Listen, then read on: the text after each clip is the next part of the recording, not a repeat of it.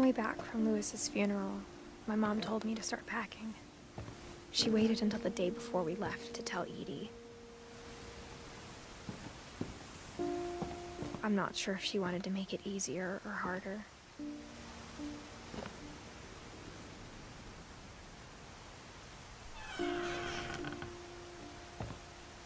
I wish we'd stayed.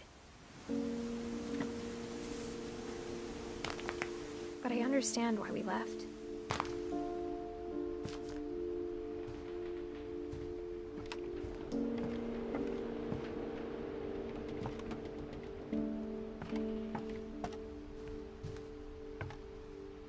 My mom ended up leaving everything behind.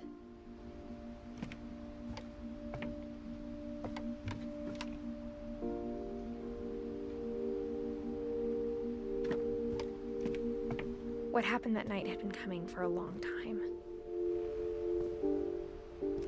Maybe it should have come sooner.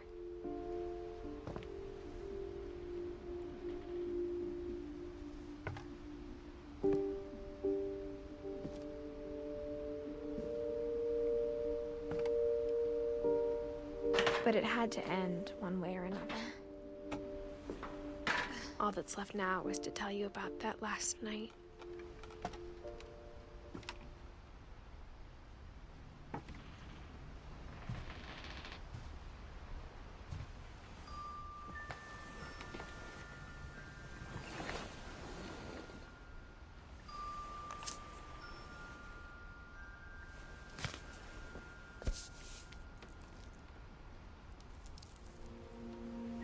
That whole last day, Edie just watched us pack and didn't say a word.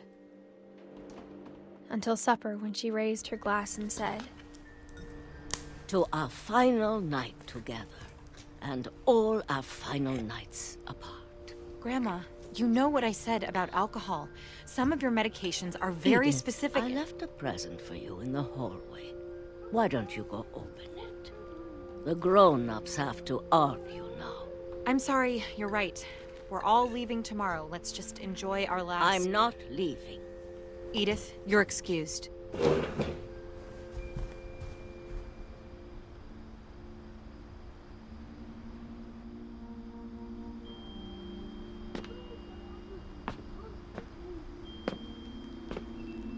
the power had been shut off that morning, but Edie always had plenty of candles.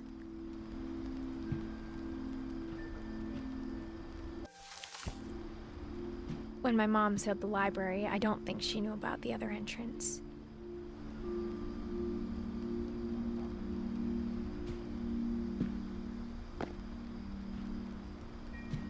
Or that Edie had a key to it.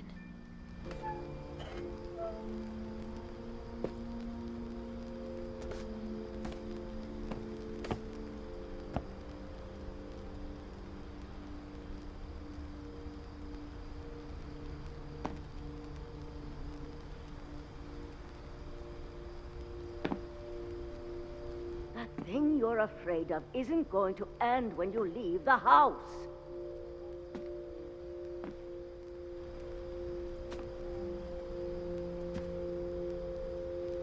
Edith has a right to know these stories. My children are dead because of your stories!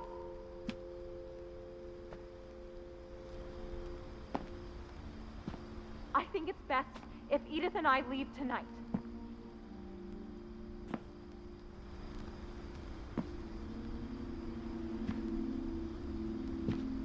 We'll have the nursing home send a van for you in the morning, okay?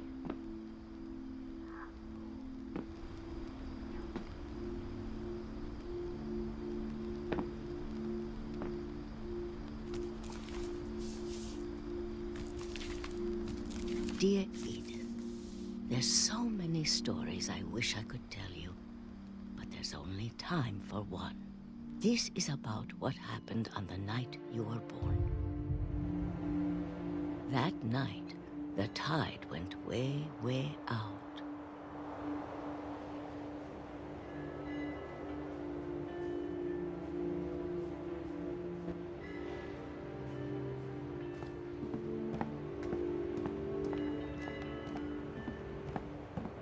It was the first and last time I ever saw the old house aground.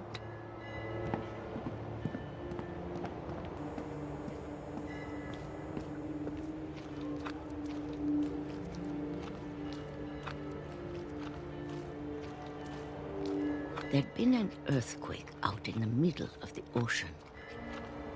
They called it the lowest tide in 1,000 years. God, it smelled awful. You know, I've seen that house every day of my life.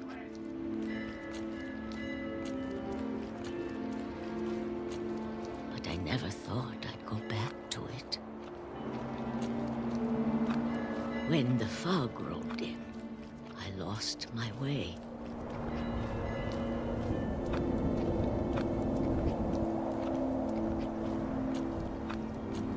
I got turned around.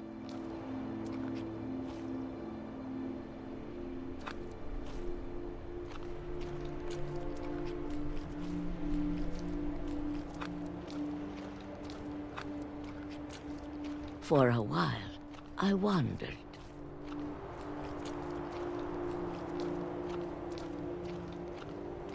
I started seeing things.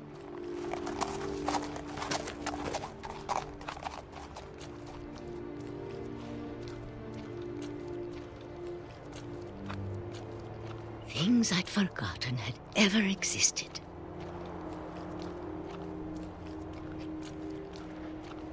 But when I saw them, they felt like old friends. That night, a lot of things came back to me.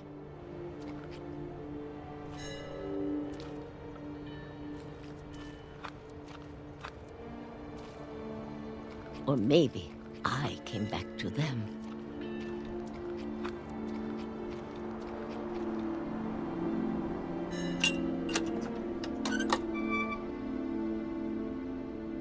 Things I can't explain, but that I need you to try and... Edith, what are you doing in here? It's mine. Edith! Mom, you're gonna rip it! Let go! I kicked and screamed, but Mom dragged me to the car. I never saw Great-Grandma Edie again. The next morning, the van came to pick her up, but she was already gone. After that, we moved around a lot.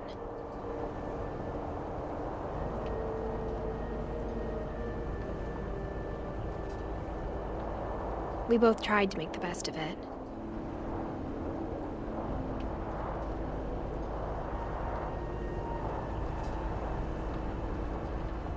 A few years went by.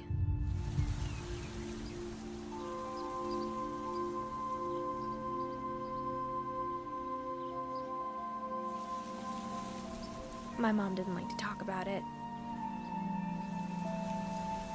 but she started getting sick a lot.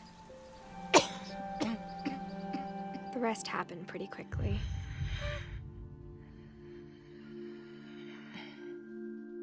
She got better for a while, and then she didn't.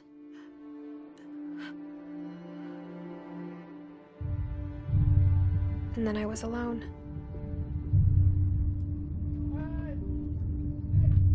The last Finch left alive.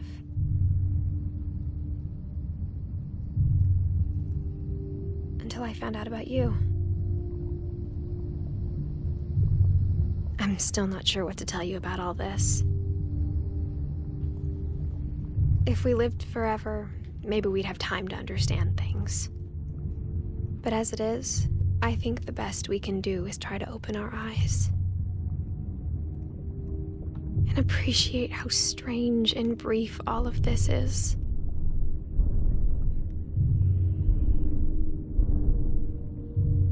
This journal was supposed to be for you. But now I hope you'll never see it. I just want to meet you and tell you all these stories myself. But I guess if you're reading this now, things didn't work out that way.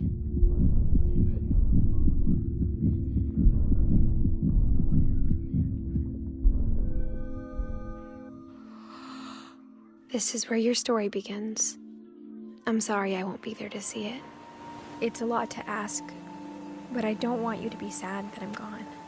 I want you to be amazed that any of us ever had a chance to be here at all.